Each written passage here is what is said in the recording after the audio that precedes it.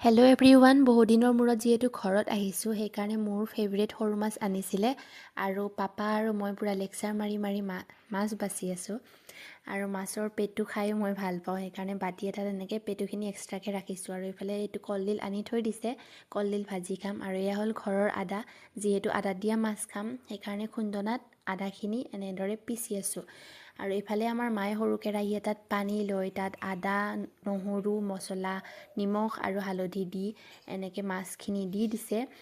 দিয়াৰ পিছত যেতিয়ালৈকে ফেনখিনি নুশুকায়, মানে গোটেই ফেনখিনি শেষ হৈ নোযোৱালৈকে ৰখি থাকিব লাগে। আৰু আমাৰ ৰেডি হৈ গ'ল আদাত দিয়া মাছ। আৰু এইফালে এয়া কলডিল ভাজি ৰেডি কৰি থৈছে আৰু এয়া মায়ে সৰু মাছ ভাজি আছে। আজি মানে চব মাছৰে মাছ আৰু আমাৰ খানা ৰেডি হৈ গ'ল। এয়া মাছ ভাজি লগতে আদাত দিয়া মাছ, কলডিল ভাজি, মাছৰ পেটু, লোকেল মুৰ্গী মাংস আৰু দাইল।